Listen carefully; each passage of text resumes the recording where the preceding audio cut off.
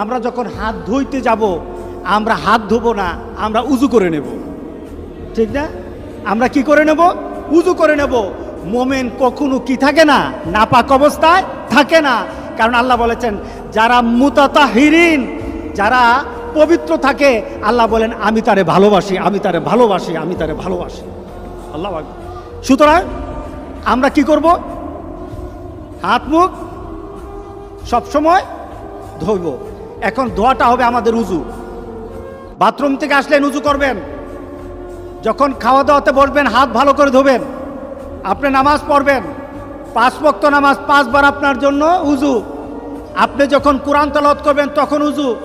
আপনি চিন্তা করলেন এখন আমি একটি ইবাদত করবেন, উজু করে নেন। আপনার জন্য বারবার উজুর মাধ্যমে আল্লাহকে সন্তুষ্ট করার একটা পরিবেশ আপনার দেহের মধ্যে সৃষ্টি হয়ে যায়। আত্মার পবিত্রতা তওবা, দেহের পবিত্রতা হলো উজু। আল্লাহ যেন সবাইকে করার তৌফিক দান করে দেয়। দ্বিতীয়ত, সফর বন্ধ করে দেন। এই বাড়িতে বেড়াতে যেতে হবে, ওই বাড়িতে যেতে হবে, বন্ধ করে দেন। এটা নাজায়েজের কিছু না, শরীয়ত বিরোধী কিছু না। রাসূল সাল্লাল্লাহু আলাইহি সাল্লাম বলেছেন এই ধরনের পরিবেশ হলে এক এলাকায়, যে এলাকায় হয়েছে ওই এলাকায় ঢুকবা না, আর ওই এলাকার মানুষ বের হবে না।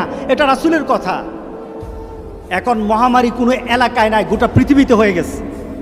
বের করে যাবে না, ওই এলাকায় গেলে বাঁচা যাবে, মহামারী হবে না, এমন কোনো জায়গা বাকি নাই। গোটা পৃথিবীর সবটাই এখন মহামারীর স্থান হয়ে গেছে।